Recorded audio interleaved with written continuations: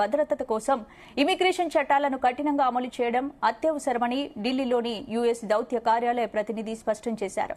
దాంతో ఈ వ్యవహారంపై మరింత చర్చ జరుగుతోంది. రైట్ భరత్, ఇప్పుడు ఏంటి అమెరికా నుంచి భారతీయులు సంఖ్యలు వేసి తరలించారనే వీడియోలు సోషల్ మీడియాలో అయితే చూస్తున్నాం, చాలా వైరల్ అవుతున్నాయి. ఏంటి అమెరికా తీరుపై కూడా తీవ్ర విమర్శలు వస్తున్నాయి. ఇంత దారుణంగా వ్యవహరించాల్సిన అవసరం ఉందంట. అంటే ఒకటి, ఇప్పుడు ట్రంప్ అధికారంలోకి వచ్చిన తర్వాత ఇది జరుగుతుందన్న క్లారిటీ అందరిలో ఉంది. నెంబర్ 1, ట్రంప్ ముందే చెప్పారు తాను వచ్చిన తర్వాత ఖచ్చితంగా ఇండియన్స్ అనే కాదు అందరినీ పంపిస్తున్నారు. మెక్సికో వాళ్ళని పంపించారు, కొలంబియా వాళ్ళని పంపించారు, చాలా దేశాలు, లాటిన్ అమెరికా దేశాల వాళ్ళు చాలా మందిని పంపించారు. ఎవరెవరైతే ఇల్లీగల్ గా ఉంటున్నారో, ఇల్లీగల్ ఇమ్మిగ్రెంట్స్, లీగల్ గా లేకుండా, అంటే ఏదో ఎట్లా పోతారంటే టూరిజం B1 B2 వీసా అని ఉంటుంది, బిజినెస్ వీసా, టూరిస్ట్ పర్పస్ అని వెళ్తారు, అక్కడే రెస్టారెంట్లో వాటిలో సెటిల్ అవుతారు. అట్లా ఇల్లీగల్ గా ఉన్న వాళ్ళు అందరినీ ఐడెంటిఫై చేసి ఇమీడియట్ గా పంపించేస్తానని చెప్పారు.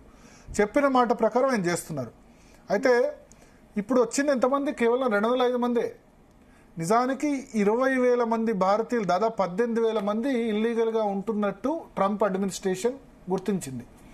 సో ఇప్పుడు మనకి C-17 యుద్ధ విమానంలో తరలించడం మీద కూడా చాలా విమర్శలు వచ్చాయి.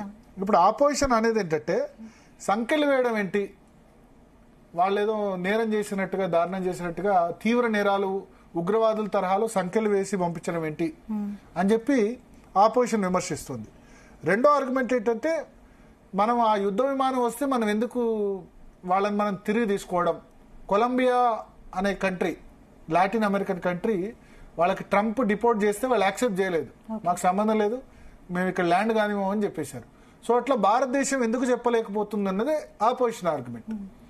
భారతదేశ ఆర్గ్యుమెంట్ ఇవాళ పార్లమెంట్లో డిమాండ్ చేశారు. ముఖ్యంగా పార్లమెంట్లో జయశంకర్ దీని మీద రిప్లై ఇవ్వాలని డిమాండ్ చేసినప్పుడు జయశంకర్ రిప్లై ఇచ్చారు. రిప్లై ఇస్తూ డాటా చెప్పారు. ఇది మొదటిసారి కాదు ఇట్లా డిపోర్ట్ చేయడం ఇల్లీగల్ ఇమిగ్రెంట్స్ ని.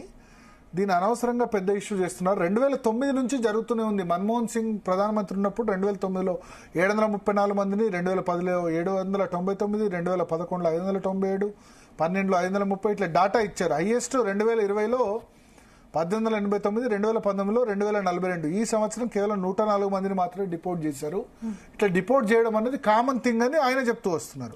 సంఖ్యలేసి బంధించి ఇలా తరలించడం అయితే దారుణం. ఎస్, అయితే దానికి వాళ్ళు చెప్తుంది ఏంటంటే, అమెరికన్ లాస్ ప్రకారం ఇల్లీగల్ ఇమిగ్రెంట్స్ సంఖ్యలో వేస్తారట. వాళ్ళ చట్టాలు, వాళ్ళ దేశం, వాళ్ళ చట్టాలు. ఇప్పుడు మన దేశంలో ఏదైనా క్రైమ్ చేశారనుకోండి, మన చట్టాల ప్రకారం శిక్షిస్తావా, వాళ్ళ చట్టాల ప్రకారం శిక్షిస్తావా? మన దేశంలో అమెరికన్ వచ్చాడు, ఏదైనా క్రైమ్ చేశాడు, మర్డర్ చేశాడు అనుకోండి, ఏం చేస్తాం మనం? మన దేశంలో చట్ట ప్రకారం శిక్షిస్తాం కదా.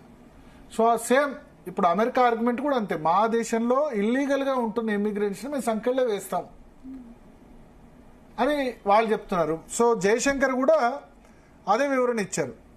అది ఇక్కడ జరిగేది అదే.